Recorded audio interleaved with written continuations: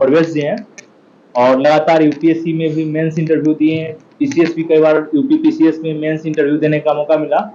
और अभी जो है प्रवेश जी सारथी से जुड़े हुए हैं और इनका सिलेक्शन अंततः जो है लगातार प्रयासरत रहे, जॉब में भी रहे, लेकिन कंटिन्यू था कि हमें आगे बढ़ना है। यूपी पीसीएस का इंटरव्यू दिया पिछले वाला, वहां सिलेक्शन नहीं हुआ, बिहार भी दिए, यूपीएससी भी दिए, इग्नू भी दिए, लेकिन अंततः केंद्रीय विद्यालय के लिए बड़ी पदाधिकारी के रूप में कौन सा पद हो गया?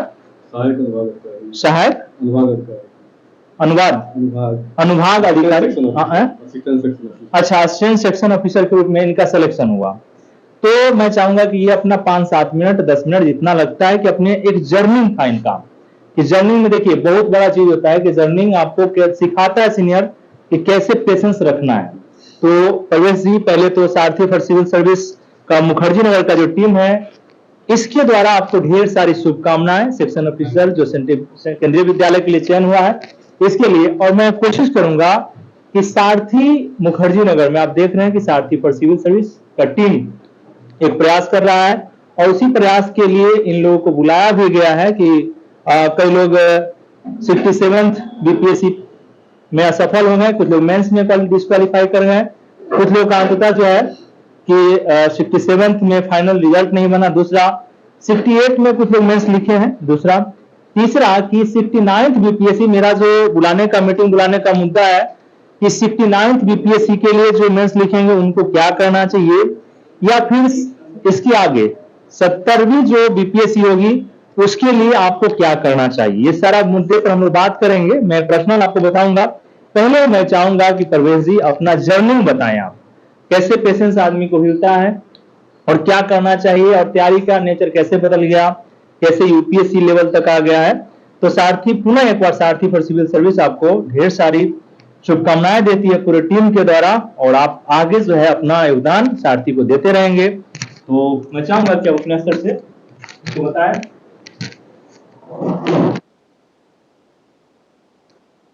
मैं शुरुआती समय में क्लर्क की तैयारी करता था, नॉर्मल जो सारे बच्चे सीरियल की तैयारी करते हैं, रेलवे की तैयारी, उससे कहीं ना कहीं मेरा जीके का जो है बैकग्राउंड तैयार हो गया था। जब सिलेक्शन मेरा पहले बिहार में हुआ था, उसके बाद केंद्रीय विद्यालय में भी क्लर्क बना, उसके बाद एक ठहराव सी स्थिति आ गई, लगा कि कुछ हो ही नहीं रहा है, पढ़ रहा हूँ हो नहीं रहा है, पढ़ रहा हूँ हो नहीं रहा है। फिर जाके प्रीलिम्स निकलना शुरू हुआ और एक लगातार जब लगा कि फाउंडेशन कमजोर है तब नहीं निकल रहा था, जब फाउंडेशन थोड़ा सा बनना शुरू हुआ तब जाके प्रीलिम्स होना शुरू हुआ मेरा। जब क्लर्क बना तो ये लगा कि मुझे समय नहीं मिल रहा है पढ़ने के लिए, समय शादी भी हो गई थी, समय बिल्कुल नहीं मिल रहा था पढ़ने के लिए, 4 घंटा 5 घंटा मिला करके पढ़ता था। फिर दिल्ली में आया मैं यूपीएससी तैयारी करने के लिए। पहली पोस्टिंग मेरी आसाम में थी, तो 4 अटेम्प्ट मैंने यूपीएससी दिए, तो 2 नंबर 4 नंबर 1 नंबर से प्री मेरा रहता था।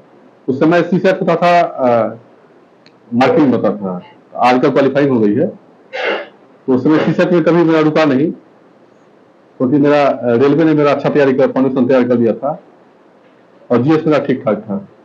तभी अब हो सकता है कि कहीं ना कहीं मेरी कमजोरी रही हो, नहीं हुआ।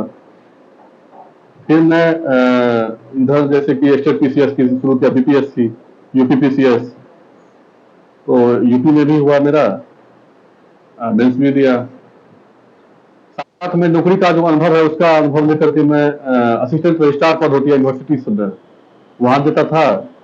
तो 2020 में मैंने क्वालिफाई किया उत्तर प्रदेश लोक सेवा आयोग का, वहां भी इंटरव्यू दिया मैंने। फिर इग्नू पास किया था 2021 में, तो वहां भी 21 सीट थी, अभी भी वेटिंग लिस्ट में हूँ, कभी बुला सकते हैं मुझे। Now I am in reserve list in IGNOU assistant registrar. They can call me anytime in case of vacancy created. ठीक है। अब 2019 से मैं सर से जुड़ा हुआ हूँ, लेकिन जब से सर से जुड़ा उसके बाद मेरा रिजल्ट होना शुरू हो गया तारमतोड़। 2020 में सर संपर्क में 2019 में आया,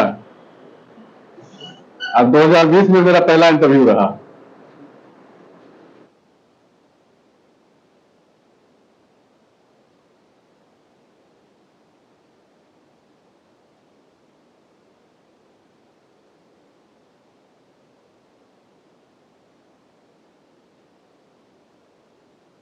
सर के पास मैं 2019 में आया था, जब मैं बीपीएससी का प्रीलिम्स था, यूपी का मेंस था एक साथ, याद होगा सर जी। मैंने कहा कि सर 2 9 है मेरा, पता नहीं प्री की तैयारी करूं कि मेंस की तैयारी करूं। ठीक है, बीपीएससी तो नहीं निकला, लेकिन यूपी बीसीएस में मेरा अच्छा खासा मार्क्स आया था। आज भी चल रहा है, केस चल रहा है, पता नहीं क्या होगा। बैकग्राउंड वही थी, तैयारी वही थी, और इसमें जो मैं क्वालिफाई किया हूं on the basis of GS. तो इसमें एक क्वेश्चन 4 लगता था जैसे कि यूपीएससी का लेवल है उसका, बिल्कुल उसी लेवल का क्वेश्चन था। एक क्वेश्चन में 4 आंसर रहते थे, 4 क्वेश्चन रहते थे, एक क्वेश्चन में 4 क्वेश्चन। और मुझे लगा कि शायद अगर वो फाउंडेशन तैयारी मेरी नहीं होती तो ये नहीं निकाल पाता मैं। तो कहीं ना कहीं वो तैयारी यहाँ काम आई मेरी, अगर वो ना किया होता तो ये नहीं हुआ होता। इसलिए तैयारी ये नहीं होती है कि अगर यहाँ नहीं हुआ, आज यहाँ क्वालिफाई नहीं किया तो मेरा करियर खत्म हो गया, ये नहीं होती है। हो सकता है कि इससे अच्छा अवसर आपको मिल जाए, यहाँ पढ़ रहे हैं, पता लगा बीपीएससी में नहीं हुआ, उत्तर प्रदेश में हो गया। यूपी की लड़की बच्चे यूपी में नहीं करते, बिहार में नौकरी करते हैं, वहां भी नहीं होता तो यूपीएससी निकाल लेते हैं। ठीक है, और रही बात प्रिपरेशन की तैयारी की, आप सब जानते हैं, सब उसी रास्ते से मैं भी आया हूं जिस रास्ते पे आप हैं। रही बात एक अनुभव होता है, अगर अच्छा गाइडलाइन मिल गया आपको तो आप अच्छे तरीके से आप कर लेंगे, और साथ में आपकी मेहनत ज्यादा जरूरत होती है। गाइडलाइन कितना भी अच्छा हो, लेकिन आप मेहनत नहीं करेंगे तो नहीं निकाल पाएंगे। अब मेहनत कर रहे हैं, अच्छा गाइडलाइन नहीं है मिला आपको, अच्छे साथी नहीं मिले आपको, सपोज करिए, वो भी ज्यादा जरूरी है। लेकिन सर के संपर्क में 2019 से आया हूं तो मैंने 3 इंटरव्यू दिए हैं, तो कहीं ना कहीं आपका मार्गदर्शन बहुत जरूरी है। पढ़ाई तो सब करते हैं, लेकिन कैसे लिखना है, क्या लिखना है, कितना लिखना है। आंसर राइटिंग सर के पास में करता था, मुझे याद है, मैं था, अभिषेक था 2019-20 में, तो 10-12 मैंने दिए थे। उसके बाद प्रीलिम्स अमेंस दोनों का मैं यहाँ पे एक ही साथ करता था, प्री का भी अमेंस का भी। लेकिन वो तैयारी कब काम आ जाए पता नहीं चलता है। मुझे याद है यूपीएससी का तैयारी करते करते, यूपीपीसीएस का तैयारी, बीपीएससी का तैयारी करते करते मुझे नहीं पता था कि उत्तर प्रदेश लोक सेवा आयोग में जो सहायक कुलसचिव यूनिवर्सिटीज में होती हैं, असिस्टेंट रजिस्ट्रार की पोस्ट, ऐसे ऐसे क्वेश्चंस आए थे जो पीसीएस की तैयारी नहीं करता वो नहीं लिख पाएगा। सारे एक्सपीरियंस वाले गए थे, लेकिन उन एक्सपीरियंस वाले ने वही क्वालिफाई किया जो बीपीएससी की या पीसीएस की या यूपीएससी की तैयारी करता था। तो कहीं ना कहीं आप जहां कहीं भी जाएंगे, तैयारी का जो लेवल है वो बढ़ गया है। आप अपना स्तर को बढ़िया करते हुए पढ़ते रहें, रिवाइज करते रहें, अपनी कमियां को उजागर कर, अब खुद को मतलब प्रैक्टिस के माध्यम से या मौक देते रहते हैं, खुद घर पे प्रैक्टिस करते हैं, वहां अपनी कमियां को लिखिए। यहाँ पे इस चैप्टर में आप ये प्रॉब्लम आ रही है आपको, तो वो तो आंसर सॉल्व हो, वहीं पर नहीं स्टॉप करना है, उस चैप्टर को आपको दोबारा देख लेना है। ऐसा नहीं कि आज ये नहीं, कल उस चैप्टर से दूसरा भी कुछ आ सकता है। तो ये आप अपनी कमियां को जितना निखारेंगे, मतलब उससे अपने आप को, उतना जल्दी आप क्वालिफाई करेंगे। लेकिन मैक्सिमम लोग क्या करते हैं, टेस्ट देते हैं, फिर आंसर ऐसे रख दिया, उसका नोट नहीं किया क्या प्रॉब्लम है, तो उससे फिर वो प्री मेंस करते रह जाएंगे, फिर तो प्रॉब्लम होती है। मेरे साथ भी यही हुई है। ऐसा नहीं है कि मैं कोई बहुत मतलब नया कुछ किया था, जब ये किया तब नहीं हुआ, जब ये करने लगा तब लाके रिजल्ट आना शुरू हुआ मेरा। तो कहीं ना कहीं आप अच्छे गुरु जो भी आप जहां पढ़ रहे हो, यहाँ पढ़ रहे हैं या कहीं पढ़ रहे हैं, यहाँ पे समझ रहा हूँ कि आप यहीं पढ़ रहे हैं, यहाँ आ रहे हैं, तो सर के मार्गदर्शन में अच्छा आप कर सकते हैं। जहां तक मुझे अनुभव हुआ है, मैं पहले इंटरव्यू मेंस नहीं क्वालिफाई करता था। मैं 19 में आया तो सर के पास आकर मैं 2 इंटरव्यू दिया, मेंस क्वालिफाई किया, रिव्यू हुआ कई जगह। नौकरी करते हुए और शादी मतलब मैरिटल लाइफ है, उसमें तो समय नहीं मिलता है। ऐसे परिस्थिति में अगर आपको अच्छा गुरु मिल जाता है तो आप कर लेंगे तब भी, क्योंकि फाउंडेशन तो आपका कहीं ना कहीं बना ही हुआ है। तो अब क्या कहा जाए, अब इससे ज्यादा तो अब सर को मैं पूरा जीएस और सब चीज का श्रेय दे रहा हूँ, क्योंकि ख्वाब लेकर मैं आया था दिल्ली। सर वो ख्वाब अभी तक तो पूरा नहीं हुआ, लेकिन अभी तक जो भी मिला है उसी कंसिस्टेंसी के साथ जो पढ़ाई कर रहा था उसी का नतीजा आज है। शायद नहीं भी होता अगर वो छोड़ देता मैं तो, क्योंकि अगर जितना पढ़ा था चलो नौकरी कर रहे हैं क्या कोई दिक्कत नहीं है, तो शायद यहाँ पर नहीं आ पहुंचता। और जो उपलब्धियां मैंने 3-4 साल में हासिल की वो नहीं मिल पाता। तो आप लोगों से यही है कि आप जैसे आप किसी होप के साथ तैयारी कर रहे हैं तो आप तैयारी करते रहिए, साथ साथ ये भी देखिए कि मैं कहाँ कमी मेरी हो रही है, उसको ज्यादा पीछा करिए। ये नहीं है कि जिसका पीछा आप करेंगे वो आपके मतलब कंट्रोल में नहीं होगी। किसी का डीआई प्रॉब्लम रहता है मैथमेटिक्स यूपीएससी में, किसी का क्या होता जीएस पे नहीं फोकस कर पाता है वो। तो जो भी आपके लूप होल्स कमियां हैं उसके पीछे लग जाइए और हो जाता है। आदमी करता है तो हो जाता है, खाली फाउंडेशन जो है सो एक बार बन जाना चाहिए। बन गया बस उसी को रिवाइज करते रहिए, रगड़ते रहिए, क्योंकि वहीं से आएगी क्वेश्चन बाहर से नहीं आता है, आएगी वही सिलेबस जो है, सिलेबस के अकॉर्डिंग नोट्स बनाइए। सर लिखा रहे हैं तो उसको रिवाइज करिए, अगर खुद नोट्स उसमें एड ऑन करते जा रहे हैं तो उसको रिवाइज करिए, लेकिन रिवाइज तो करना ही पड़ेगा। बिना रिवाइज के आप कंटेंट वहां आप नहीं दे पाएंगे, भूल जाएंगे, क्योंकि हमारा तो एक पैमाना है ब्रेन का, उससे ज्यादा हम ले ही नहीं सकते। जितना ले रहे हैं उसको बार बार आप देखते रहिए, देखते रहिए, देखते रहिए, और उसमें कुछ नया मिलता है तो उसको जोड़ दीजिए, कोई अपडेट नया है तो उसको जोड़ दीजिए। आप कोचिंग संस्था में मिलते रहने से क्या होता है कि हर तरह के बच्चे आते हैं यहाँ पे, तो एक दूसरे से अपना अनुभव शेयर करते हैं और सबको पता चलता है कि इनमें ये खासियत है, इनमें ये कमियां हैं। इससे क्या होता है कि तैयारी का एक लेवल तैयार हो जाता है और धीरे धीरे कर लेंगे। हमको नहीं लगता है कि अगर मैं यहाँ तक पहुंच जाए तो दूसरा नहीं पहुंच सकता है, और अभी भी वो लेवल मैं नहीं कर पाया हूँ जो मुझे चाहिए था। ठीक है, प्रयास लेकिन अभी भी है, फिर भी यहाँ तक जो पहुंचा हूँ उसी तैयारी के बदौलत है ये। और धन्यवाद देता हूँ सर को, सर ने अच्छा मार्गदर्शन मुझे दिया था।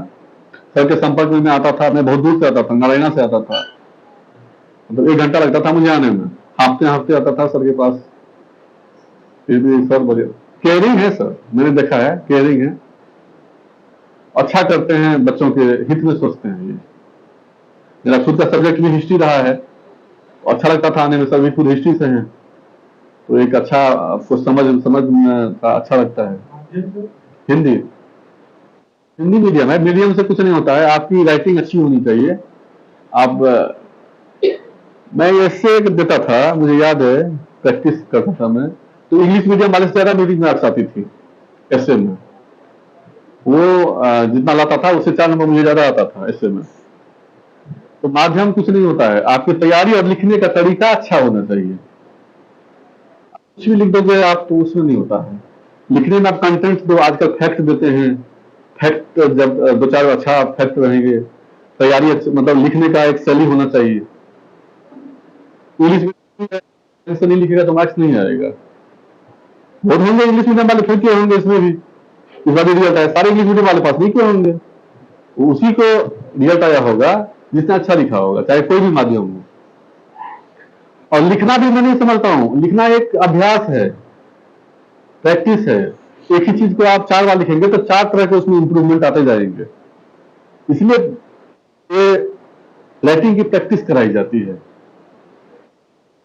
प्रैक्टिस करते करते करते एक निखार आ जाता है लिखने में।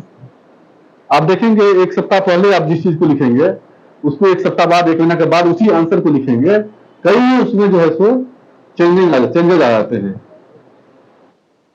तो जितना हो सके प्रैक्टिस करिए, चाहे रिटेन का हो, चाहे प्रीलिम्स का हो, चाहे मेंस का हो, खूब प्रैक्टिस करिए। हो सके तो 100-200 प्रीलिम्स का आप मॉक टेस्ट दीजिए, है तो 100-200 दीजिए जितना हो सके। तो कम से कम आप जो है सो मॉक मतलब अपने सब्जेक्ट का 20 मिनिमम 20 टेस्ट दीजिए, 20-25 चैप्टर वाइज टेस्ट दीजिए, कहीं रह ना जाए कोई चीज। ठीक है, और सर करवा देते हैं, मैंने देखा है सर के अंदर में मैंने किया है, 2019-20 से ही मैं सर के जुड़ा हुआ हूँ। अच्छा लगा, मैंने कहा था सर मैं आऊंगा और आया, सर ने कई बार कहा भी था। मैं नहीं आ पा रहा था। तो सर बहुत बहुत धन्यवाद आपको, आपकी टीम को, जो कम से कम इतना आप कर रहे हैं सब लोग। ठीक है, धन्यवाद सर।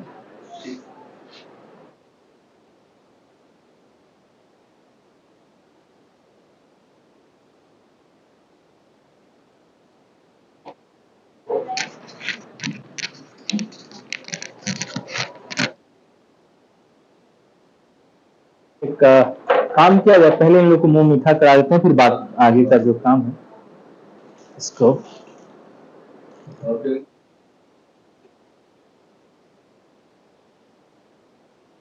ये लीजिए नाश।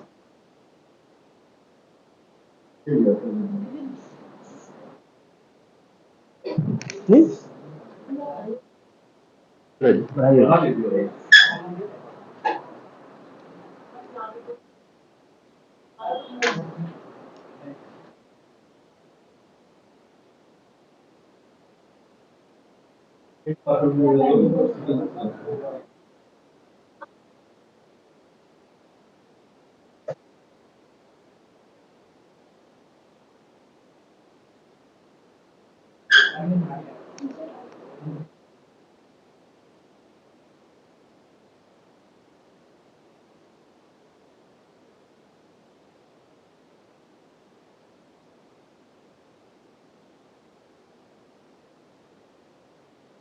आइए हम लोग बात करते हैं, मिठाई खाते खाते सफलता और असफलता दोनों का मिठाई आपको खिलाया जा रहा है।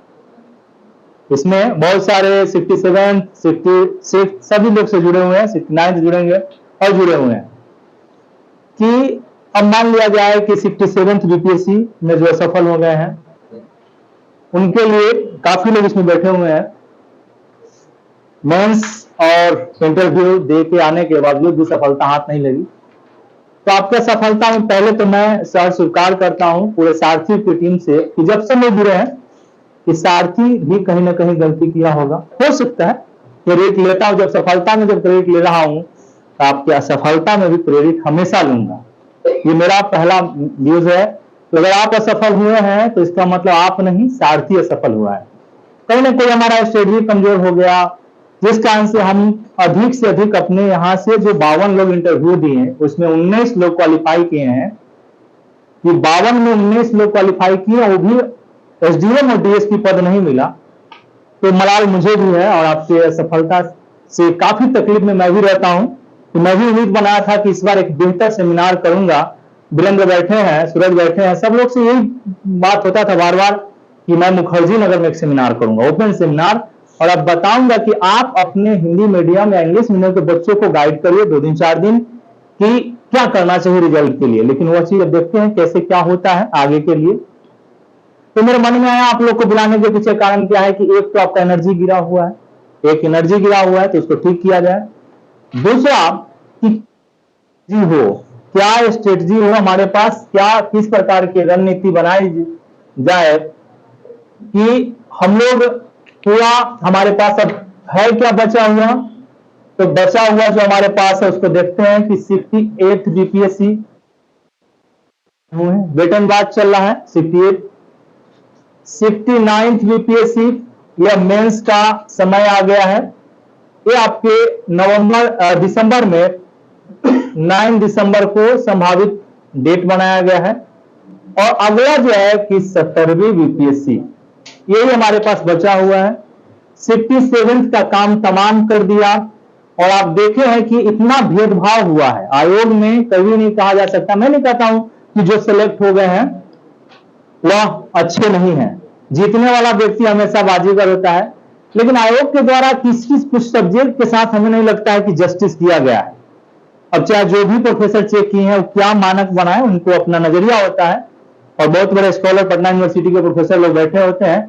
मैंने आज एक प्रोफेसर साहब को फोन भी किया है कि आप बताइए कि क्या मानक है आपका टेस्ट करने का। मैंने फोन किया है कि क्या मानक है आपका टेस्ट करने का। तो कहीं पढ़ा रहे थे तो उनका कहना है कि भाई हम शाम में आपसे बात करेंगे कि क्या है और नहीं है।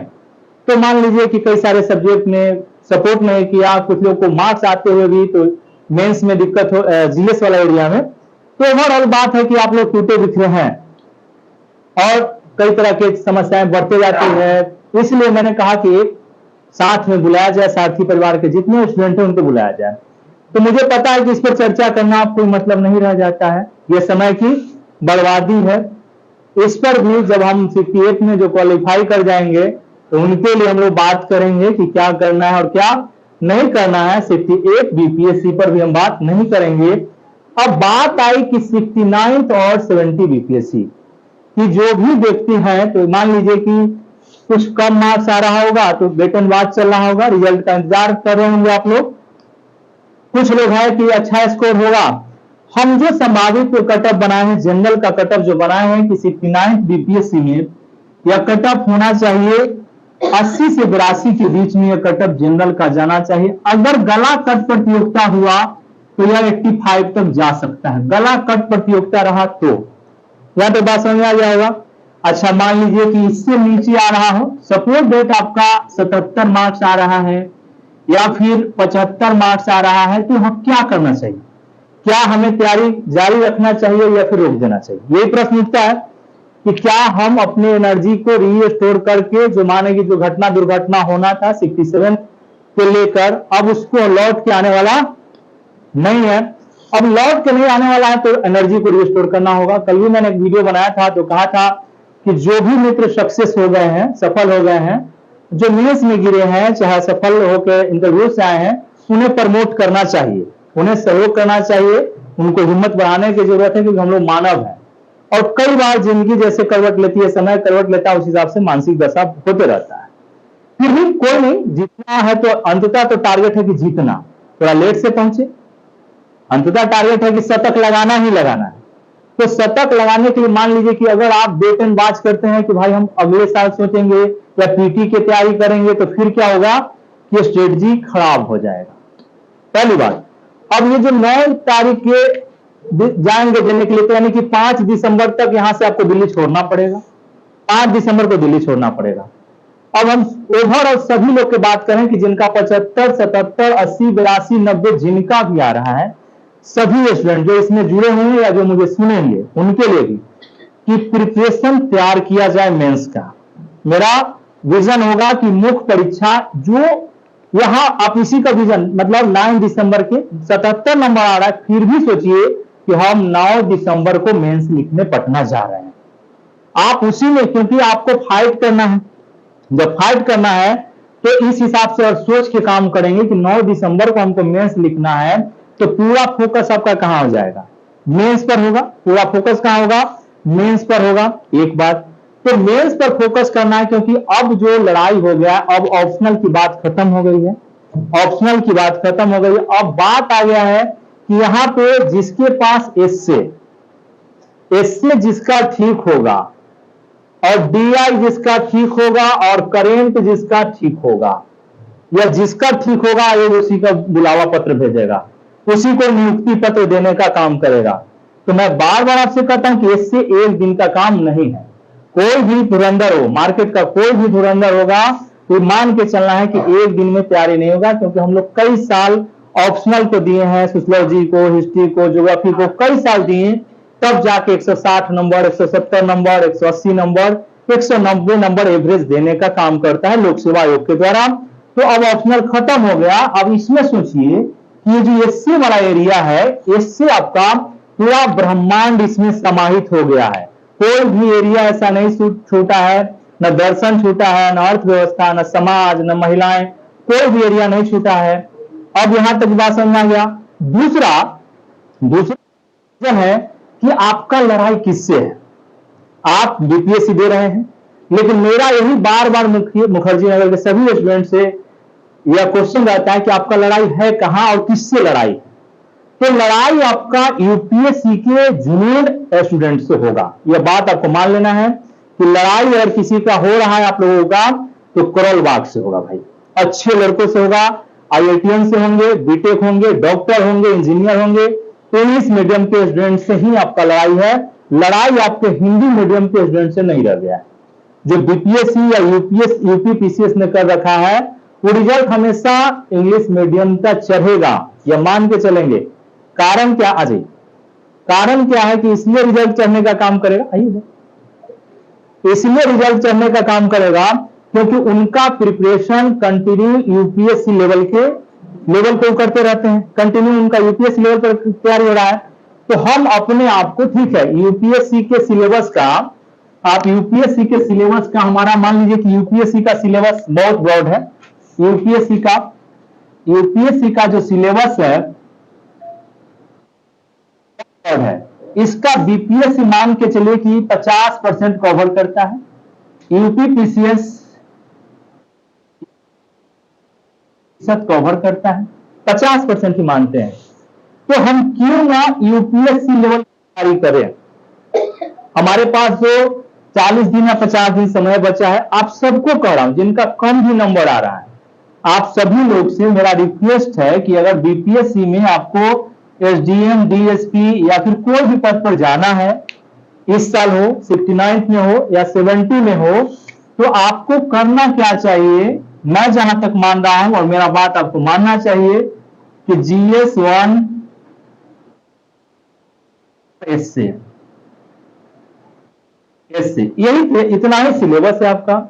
इसी सिलेबस में अगर आप तीनों कंबाइंड लेके चल रहे हैं तो आपका काम बन जाएगा। और ये काम बनेगा कैसे, तो आपको ध्यान है कि इसके लिए कंटिन्यू आप न्यूज़पेपर का सहारा लें।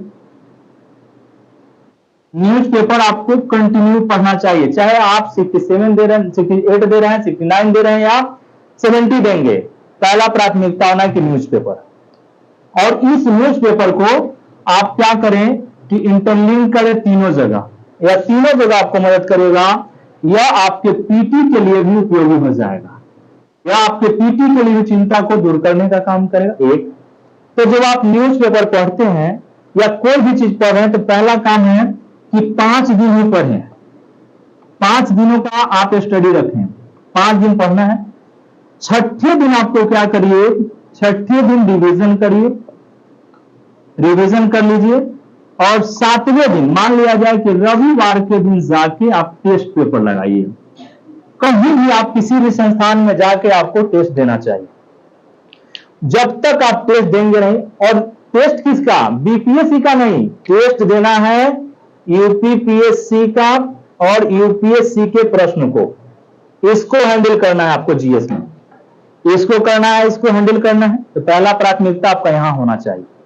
अगर आप इस पे नहीं काम करेंगे, प्रॉपर अगर यहां आ जाएंगे, तो आप एफर्ट उस लेवल पे नहीं लगाएंगे। क्योंकि इसमें हमने क्या किया है, बीपीएससी ने क्या किया कि 8 number plus 7 number, 8 number plus 7 number plus 7 number कर दिया। ठीक है, तो यूपी में जाकर देखिएगा इस मार्क्स पर प्रश्न पूछे गए हैं, इस मार्क्स पर प्रश्न पूछे गए हैं। एक दूसरा कि अब क्या किया है कि उसने स्टेप मार्किंग करना शुरू किया है। जो अभी कॉपी आया है 67th बीपीएससी का, आप देख लेंगे, जीएस में भी देखे हैं कि कुछ लोग को 0 नंबर दिया गया है।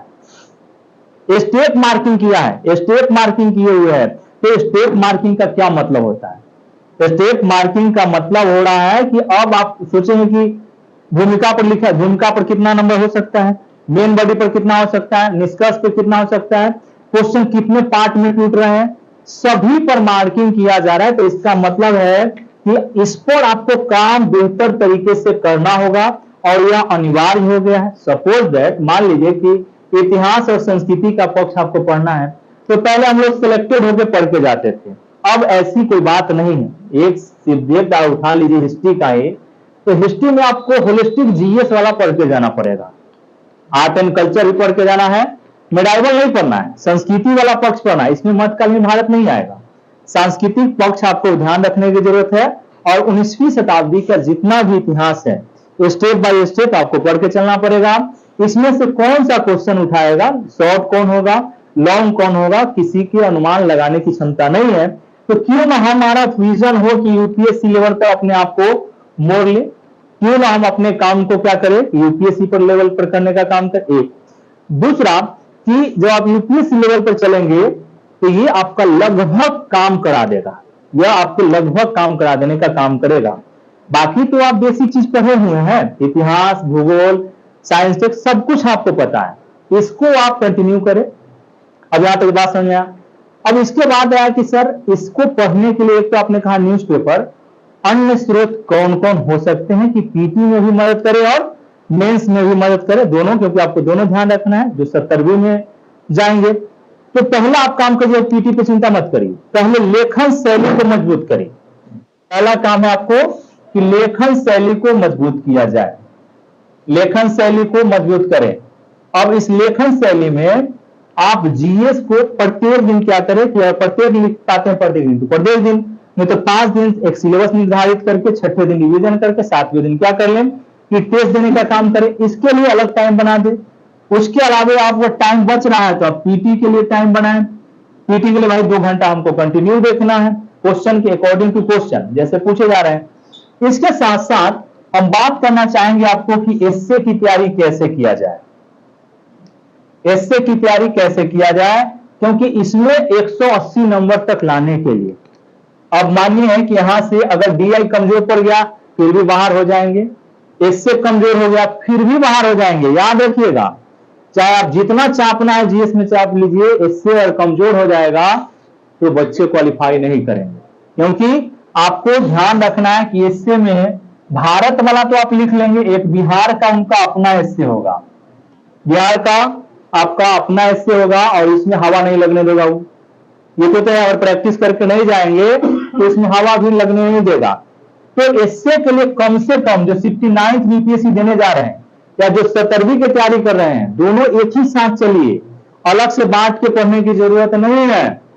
आप क्या करिए कि कम से कम 100 एस्से का अभ्यास करिए, 100 एस्से का अभ्यास आपको करके जाना चाहिए। 100 एस्से से कम में कोई उपाय नहीं बनता है, क्योंकि आपको अंततः लड़ाई यूपीएससी वाले से है। ये ध्यान रखना, माइंड फिट कर लीजिए कि आपका लड़ाई यूपीएससी के स्टूडेंट से है। बीपीएससी खत्म हो गया, लीड वॉल पे चढ़ जाएगा वो। अगर आप थोड़ा भी डैमेज होंगे, डाउन करेंगे, तो यूपीएससी वाला अखाड़ा के मैदान में, क्योंकि 4 लीटर दूध पिया है डेली, समझिए मेरी बात को, वैसे नहीं है। उसका एक कैप्टन भी जबरदस्त मिला हुआ है, एक दूसरा कि वो लगातार प्रयास में है, बड़े स्तर के सिलेबस नॉलेज को इकट्ठा किया है। दूसरा, तीसरा कि एजुकेशन बैकग्राउंड भी उनका ठीक होता है। चौथा कि टेक्निकल बैकग्राउंड या इंजीनियरिंग किए हुए, मेडिकल किए हुए हैं। तो कई सारी चीजें, हम लोग ज्यादातर मानविकी से पढ़ के आए, इतिहास भूगोल पढ़ के आए हैं, अलग अलग कंडीशन होता है, अलग अलग यूनिवर्सिटी से पढ़ के आए हैं। मार्केट में इतना गया है कि हम लोग जज भी नहीं कर पा रहे हैं कि कौन पढ़ना है, कैसे पढ़ना है। न्यूज़पेपर कंटिन्यू हम लोग छोड़ ही चुके हैं, न्यूज़पेपर पढ़ना ही छोड़ दिए हैं कि न्यूज़पेपर आप जाके देखिएगा 68वीं का आप मेंस का उठाइए क्वेश्चन, न्यूज़पेपर के पहले पेज से, न्यूज़पेपर के तीसरे पेज से, अभिलेखीय पेज से और आईआर पेज से, इतना ही जगह से जीएस के करेंट इशू के सारे प्रश्न पूछे गए हैं। एक दूसरा चीज आपको दिखाई पड़ेगा कि अगर करेंट अफेयर्स को अगर ठीक रखेंगे तो इकोनॉमिक वाला क्वेश्चन, इकोलॉजी वाला क्वेश्चन, आपको साइंस एंड टेक वाला प्रश्न आप आसानी से हैंडल करते चले जाएंगे, आसानी से हैंडल करते जाएंगे। अन्यथा केवल आप किसी किताब पर पढ़ गए हैं, किसी के नोट्स पर रुक गए हैं, तो क्या होगा कि आप उतना फाइट नहीं कर पाएंगे। क्योंकि आपका लड़ाई 2 खिलाड़ी हैं, आप पूरा सारथी की टीम का खिलाड़ी है, एक नेक्स्ट आईएएस का होगा या फिर बाजीराव रेड्डी का होगा या बड़े बड़े संस्थान का होगा, वो भी क्योंकि उनका भी यूपीएससी में जब सफल होते हैं तो बीपीएससी देते हैं, यूपी पीसीएस देते रहते हैं, आपको पता ही होगा। क्योंकि कैरियर की अनिश्चितता है एक, दूसरा कि सोचिए कि टेक्निकल है, कहीं 50-25 कमा सकते हैं, लेकिन जो टेक्निकल बैकग्राउंड से नहीं, उनके लिए तो और भी चैलेंजिंग बड़ा हुआ है कि अब हम क्या करें, कैसे करें। तो क्यों ना हम उन्हीं को आधार मानते कि भाई वो जितना मेहनत करेंगे हम भी उसी आधार पर मेहनत करेंगे, वो जिस सोर्स का यूज करेंगे हम भी उसी सोर्स का यूज करने का काम करें। एक अब आता है कि एस्से की तैयारी के लिए क्या हमें मार्केट की किताब पे आ जाना चाहिए।